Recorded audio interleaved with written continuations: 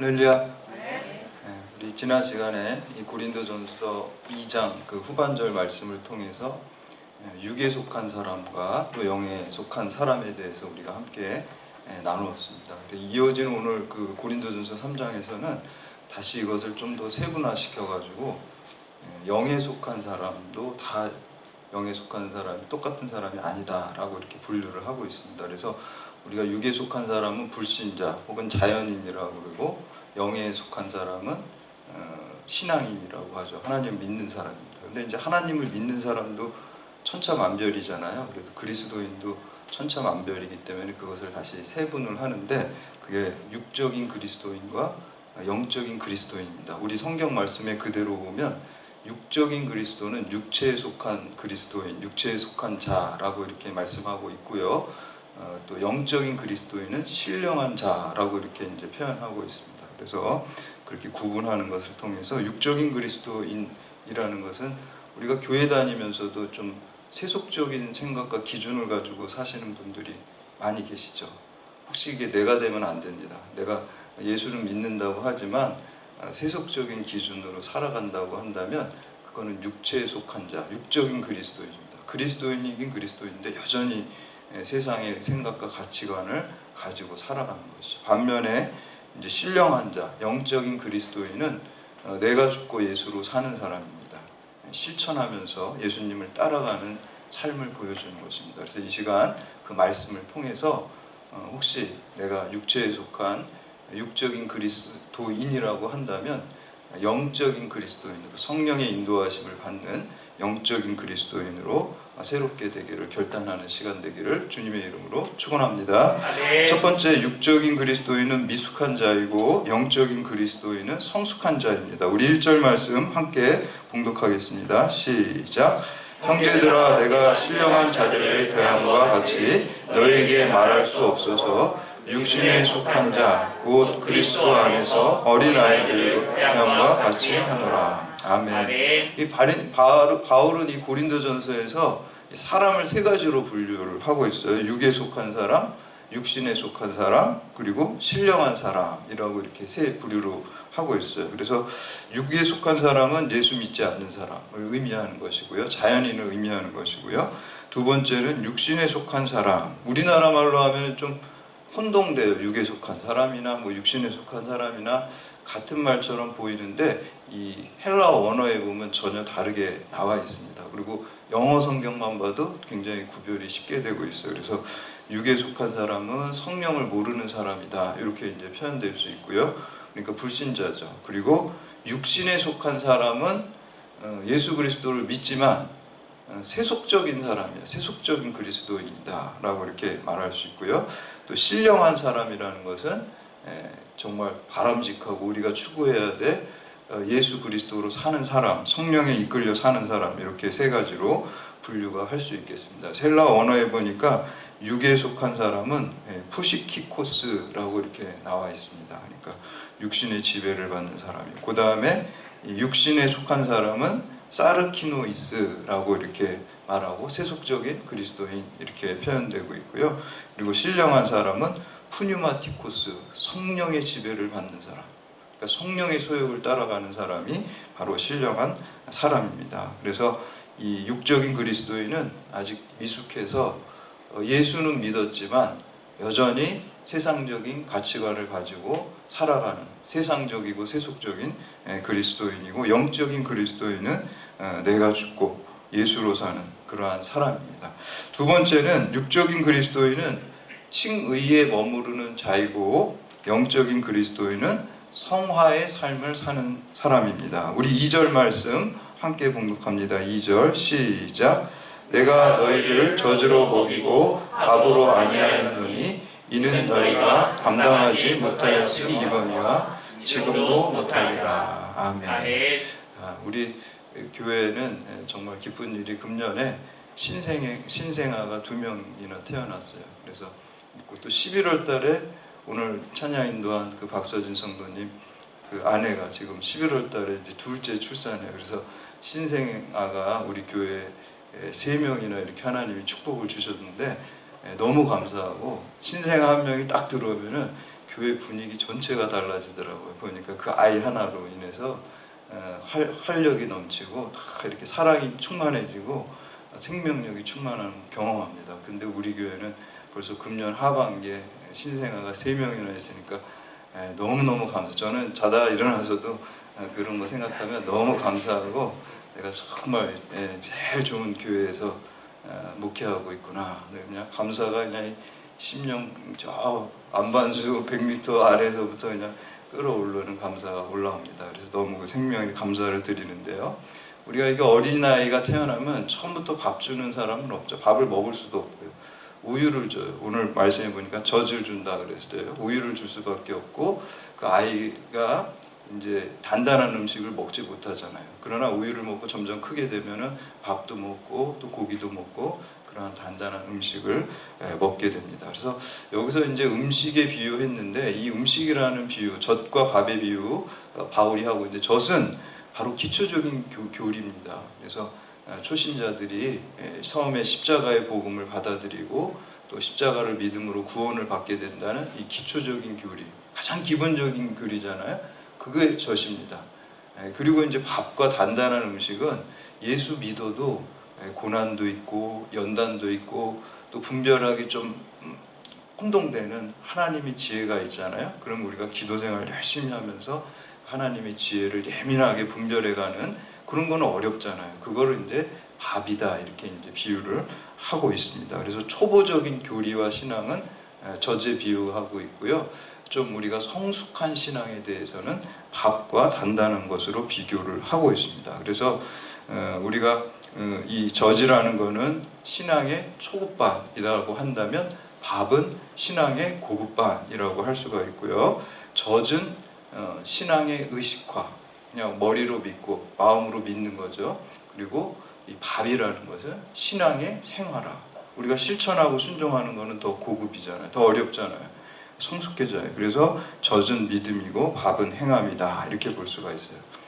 그래서 이 성도의 3단계를 얘기할 때 칭의의 단계, 성화의 단계, 영화의 단계가 있어요. 칭의의 단계는 우리가 죄인인데 예수 믿고 구원받은 거예요. 믿음으로 구원받은 거예요. 그게 이제 칭의의 단계고, 성화의 단계는 내가 구원받고 천국 백성이 되었으니 거기에 합당하게 살아가는 거예요. 그러니까 하나님 말씀에 순종하는 삶을 살고 또 하나님의 말씀을 쫓아 살아가는 것이죠. 그것이 이제 성화의 단계예요. 예수님을 닮아가는 단계죠. 그 다음에 영화의 단계는 우리가 나중에 종말에 천국 가서 주님 만났을 때 주님과 같은 부활의 몸, 영광스러운 몸을 입는 게 영화의 단계예요. 그러니까 사실상 종말에 이루어진 영화의 단계는 어떻게 보면은 종말에 가면 잘 믿음 생활하면 그냥 어떻게 보면 자동적으로 이렇게 되는 거죠. 주님과 같은 부활과 영광의 몸을 입는 거죠. 그러니까 여기 계신 여러분들은 이 칭의와 영화의 중간에 계세요. 그러니까 성화가 우리의 과제라고 볼 수가 있겠죠. 이미 여러분들이 예수 십자가의 보혈을 믿었기 때문에 이 자리에 와 계신 거잖아요. 점심시간에 좀 쉬셔야 되는데 그 예배 드리러 이 자리에 왔다는 거는 이미 칭의의 단계를 넘어선 거예요, 여러분. 그리고 아직 영화의 단계는 도달하지 못했죠. 그래서 우리가 이 세상에 살 동안은 칭의의 단계, 하나님 말씀에 순종하고 하나님 말씀을 쫓아가고 내가 죽고 예수로 사는 삶, 예수를 닮아가는 삶을 살아야 될 줄로 믿습니다. 이게 신령한 자고요. 이게 영적인 그리스도인입니다. 그래서 그 육신에 속한 사람은 여전히 과거의 육적인 기준, 세상적인 기준, 세속적인 기준을 버리지 못하고 또 이기적으로 살아갑니다. 어린아이와 젖에 비유했죠. 그러니까 어린아이라는 건 이기적이잖아요. 자기밖에 모르고 또 어른과 같은 성숙한 지혜가 없잖아요. 그러니까 그 어린아이는 아직 미숙한 것이 많이 있고요. 그 다음에 그 영적인 그리스도인, 어른과 같은 영적인 그리스도인은 성숙하고 성화의 삶을 살게 되는 것입니다. 세 번째는 육적인 그리스도인은 분쟁을 일으키고 영적인 그리스도인은 주 안에서 하나됨을 이루게 됩니다. 3절과 4절 말씀 함께 봉독합니다. 시작. 너희는 아직도 육신에 속한 자로다. 너희 가운데 시기와 분쟁이 있으니 어찌 육신에 속하여 사람을 따라 행함이 아니리요. 어떤 이는 말하되 나는 바울에게라 하고 다른 이는 나는 아볼로에게라 하니 너희가 육의 사람이 아니요. 아멘. 바울이 이 고린도전서를 기록하게 된 목적은 고린도 교회의 분쟁과 분열 때문에 그것을 해결하기 위해서 이 편지를 쓴 겁니다. 바울이 2차 세계 전도 여행을 하면서 이 고린도 지역에 복음을 전하고 거기에 예수 믿는 사람이 생겨나서 고린도 교회를 설립하게 됐어요. 그래서 1년 6개월 동안 고린도 교회에서 목회를 하고 설립자로서, 그리고 떠난 다음에 떠날 때 이제 아볼로 2대 담임 목사로 아볼로를 세우게 되고, 본인은 이제 떠나가고 이제 3차 전도 여행을 하면서 에베소에서 머물면서 3년 동안 머물면서 전도하고, 또 2년 동안 두란노 서원에서 가르치고, 그러다가 어떤 소식을 듣게 됐냐면 지금 고린도 교회 2차 전도에서 바울이 세웠던 고린도 교회에 분열이 일어났다는 거예요. 4개의 파로 나눠졌다는 거예요. 교회가 그냥 4조각으로 갈라졌대요. 바울파가 있고 아볼로파가 있고 게바파가 있고 그리스도파, 이렇게 4개의 파로 나눠졌다는 거예요. 그래서 바울이 이것에 대해서 너무 가슴이 아파서 이 고린도전서를 써서 그들에게 이 문제를 해결하도록 권면하고 있는 게 바로 이 편지입니다. 그래서 오늘 3장 말씀에 보니까 이 4개의 파를 다 얘기를 하지 않고 바울파와 아볼로파 이 2가지만 얘기하는 것을 볼 수가 있어요. 왜 그러냐면 이 2개의 파가 가장 큰 파였고 4개 중에서도, 그리고 가장 깊이 대립을 돼 있었기 때문에 대표적인 이 2개의 파를 얘기하고 언급하는 것을 볼 수가 있습니다. 우리가 이 분쟁의 원인은 바울은 뭐라고 얘기하면 성숙하지 못한 어린아이와 같은 육체에 속한 육적인 그리스도인들 때문에 이 문제가 생겼다 그래요. 아까 어린아이의 특징을 뭐라 그랬습니까? 이기적이고 또 깊은 지혜가 없다 그랬죠. 여러분, 이기적인 사람, 깊은 지혜가 없는 사람이 있으면은 분쟁이 일어날 수밖에 없어요. 더군다나 다 그런 사람이라면은 거기는 당연히 분쟁이 일어나게 되는 것입니다. 그러나 성숙한 그리스도인이 있다고 한다면 분쟁이 있는 곳에 오히려 들어가서 평화를 이루고 화합하게 하는 피스 메이커가 돼야 될 줄로 믿습니다. 왜냐하면 영적인 그리스도인은 성령에 사로잡혀서 사는 사람이라 그랬잖아요. 영적인 그리스도인은 성령을 하나 되게 하는 영입니다. 악령은 분열시키는 영입니다. 그래서 이렇게 자꾸 분열시키고 이렇게 하는 사람들은 좋지 않습니다. 우리 그리스도인은 분열된 데 가면은 그냥 하나 되게, 사랑으로 하나 되게, 한몸 되게, 다양성을 다 인정하고 하나 되는 영적인 일꾼들이 돼야 될 줄로 믿습니다. 그래서 우리가 경찰관으로서 이 사회가 분열되고 갈라지고 뭐 갈라치기 하고 뭐 이런 것들은 정치하는 사람들이 자기 이익을 위해서 일부러 갈라놓는 거잖아요. 이렇게 갈라놓은 다음에 한쪽을 붙들고 그쪽을 가려고 하는 그러한 어떤 정치적인 목적을 가지고 하는 거잖아요. 이익을 위해서. 근데 그리스도인은 그렇게 하면 안 돼요. 갈라진 곳에 우리가 경찰관으로 늘 하나 될 수 있는 피스메이커로서 그것이 신령한 자가 되는 것이고 영적인 그리스도인의 사명인 줄 믿습니다. 그래서 우리 경찰관들이 그런 일을 해야 될 줄 믿습니다. 그래서 육적인 그리스도인은 항상 분쟁을 일으켜요. 세상적인 기준으로. 세상적인 기준은 뭐예요? 이익을 추구하기 때문에 분열을 일으키면서 계속 이익을 취하는 거예요. 반대로 영적인 그리스도인은 하나됨을 추구해요. 삼위일체 자체가 다르면서 하나됨을, 우리 하나님께서는 그런 하나님, 하나된 하나님이에요. 그리고 예수님께서 기도하신 요한복음 17장의 기도 내용은 하나님 아버지와 내가 하나인 것처럼 저들도 하나 되게 하옵소서. 예수님의 소원입니다. 하나 되는 것이. 예, 사도 바울의 교회로는 한 몸이에요. 예수 그리스도를 머리로 해서 우리가 다양한 지체들이 있지만 한 몸을 이루고 합력을 하고 협력을 하고 분업을 하는 거예요. 그래서 주의 일을 동일하게 하는 것인 줄 믿습니다. 그래서 우리는 어디 가나 하나됨, 싸우고 그러면 안 돼요. 그래서 여러분들 가급적이면 남에 대해서 안 좋게 얘기하거나 비판하거나 그런 마음이 생길 수가 있죠. 우리도 인간이니까. 그렇죠? 우리 기도하면서 아유, 나도 뭐 남한테 100점짜리 아닌데 뭐 이렇게 생각하면은, 나도 남한테 100점짜리 아닌데 왜 저 사람은 나 100점으로 해야 되고 비판을 하나, 이렇게 회개하면 용서할 수 있는 마음이 들고요. 또 억울한 일이 있을 때 십자가를 한번 바라보세요. 예, 억울한 거 명함도 못 꺼내요. 명함도 못 꺼내. 예, 저도 예전에 좀 억울한 일을 당해가지고 그 억울함이 이게 병들게 만들더라고요. 그냥 억울한 일 살다 보면 당할 때 있습니다. 근데 너무 많이 억울해하는 거는 불신앙이라고 저는 생각을 합니다. 잠깐 억울해하고 십자가 바라보고 아유 주님은 그 억울한 십자가에서 죄도 없으시고 돌아가신 억울한 일을 통해서 구원의 역사를 이루어가셨지라고 하고 회개하고 다시 주님의 뜻을 구해야 될 줄로 믿습니다. 그래서 제가 억울하다고 새벽마다 예전에 기도를 한참 하니까 하나님이 너무 답답하셨는지 음성을 들려주시는데 야 나는 아무 죄도 없는데 너 살리려고 십자가에 죽었다 이 음성을 들려주시더라고요. 제가 그냥 억울합니다 이 기도만 하니까 그때 기도가 바뀌어지더라고요. 기도가 바뀌어져요. 그 음성을 딱 들으니까 제가 예수님 십자가에 못 박힌 거에다가 제가 억울한 거 명함을 내밀 수가 없잖아요. 그러니까 죄송합니다 죄송합니다 감사합니다 감사합니다 기도가 완전히 바뀌어지더라고요. 그 다음부터 제가 깨달은 게 지나치게 계속 억울함을 큐티하면서 사는 거는 그건 불신앙이다 이런 생각이 제가 들었어요. 그래서 여러분들 억울한 일 당합니다. 당할 수 있어요.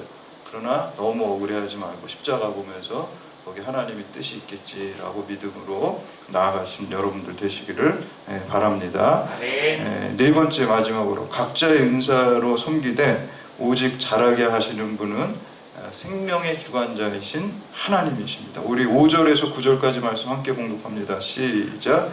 그런즉 아볼로는 무엇이며 바울은 무엇이냐 그들은 주께서 각각 주신 대로 너희로 하여금 믿게 할 사역자들이니라. 나는 심었고 아볼로는 물을 주었으되 오직 하나님께서 자라나게 하셨나니 그런즉 심은 이나 물 주는 이는 아무것도 아니로되 오직 자라게 하시는 이는 하나님뿐이니라. 심는 이와 물 주는 이가 한 가지이나 각각 자기가 일한 대로 자기의 상을 받으리니 우리는 하나님의 동역자들이요 너희는 하나님의 밭이요 하나님의 집이니라. 아멘. 금년도 우리 경찰대학교의 여름성경학교 우리 교회에서 최초로 이제 은혜롭게 잘 마쳤는데요. 그 주제가 비교하지 않아요 라는 주제로 우리가 했습니다. 하나님께서 각 사람을 은사를 다 주셨어요. 그 사람 나름 아주 독특하고 하나님의 형상대로 은사를 주셨습니다. 그래서 그 은사를 주셨기 때문에 어떤 하나의 잣대로 서로 비교하면 안 된다는 것이죠. 그 사람만의 고유한 하나님의 섭리와 또 계획이 있다는 것이죠. 그래서 그 은사를 줘서 우리가 협력해서 하나님의 뜻, 한 몸을 이루어야 되는 그러한 것들하고 주님의 나라를 위해서 각자 다른 은사를 가지고 여러분도 지위나 은사가 다 틀리잖아요. 그래서 다른 사람 은사를 무시하거나 지위를 무시하면 안 돼요. 그거는 하나님이 그런 위치와 그런 은사를 다 주셨기 때문에 내 주신 은사와 위치에 감사하고 내가 하나님 주신 이거 가지고 자리도 하나님 은사예요. 자리도 하나님이 허락하신 거. 이거 가지고 하나님 일을 위해서 내가 어떻게 해야 될까 이걸 기도하면서 나아가야 될 줄 믿습니다. 그리고 다른 사람들도 마찬가지예요. 다른 사람도 나와 다른 은사 다른 지위에 있지만 우리 그리스도인들은 합력해서 한 몸을 이루어야 될 줄로 믿습니다.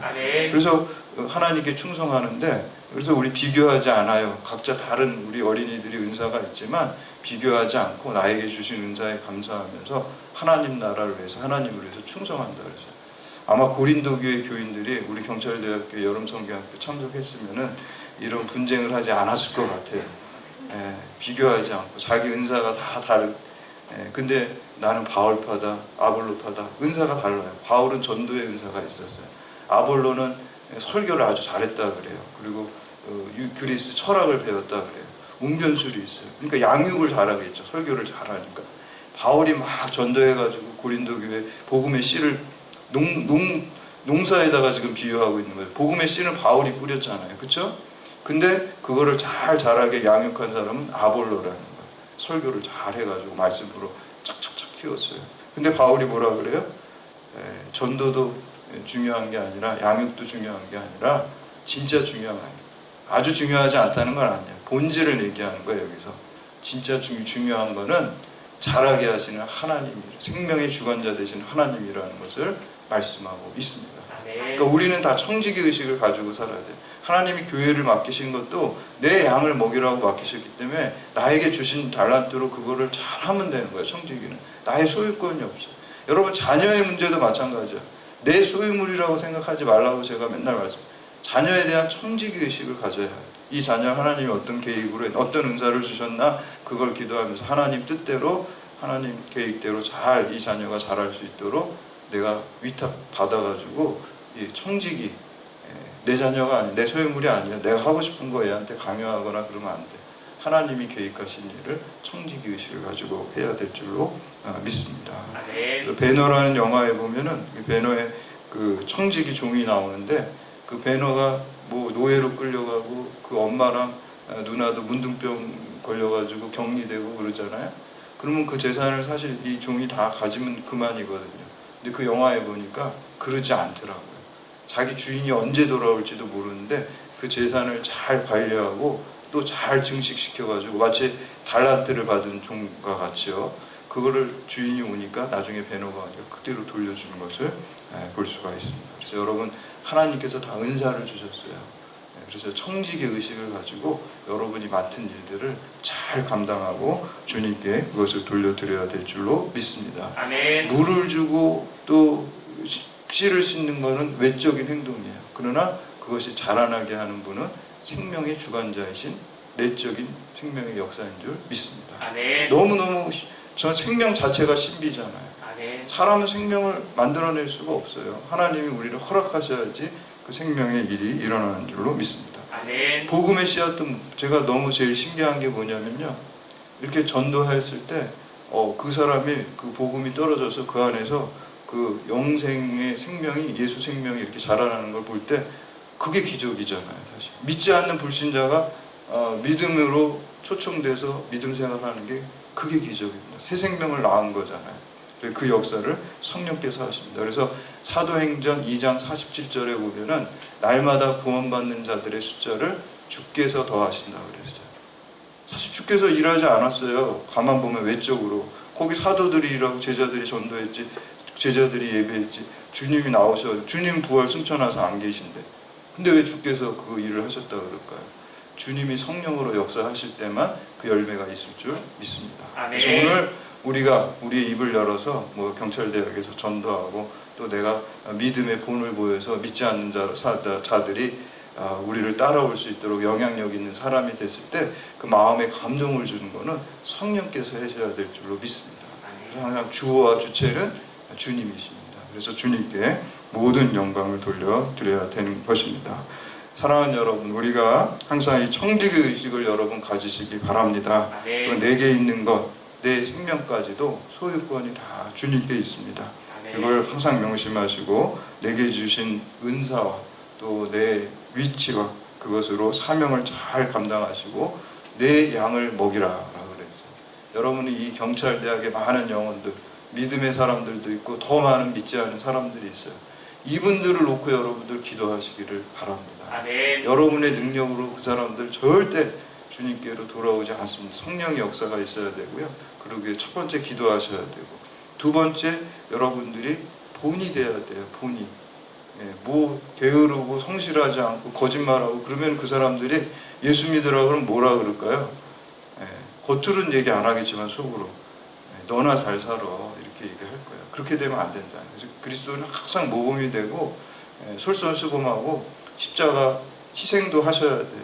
그게 십자가예요. 희생을 통해서 사람의 마음을 얻을 수가. 내가 먼저 기쁘게 희생하고 십자가의 길을 갈 때 하나의 미랄로 썩어질 때 구원받는 자들의 숫자를 주께서 더하실 줄로 믿습니다. 아멘. 이런 사명 여러분을 다 잘 감당하시기를 주님의 이름으로 축원합니다. 아멘.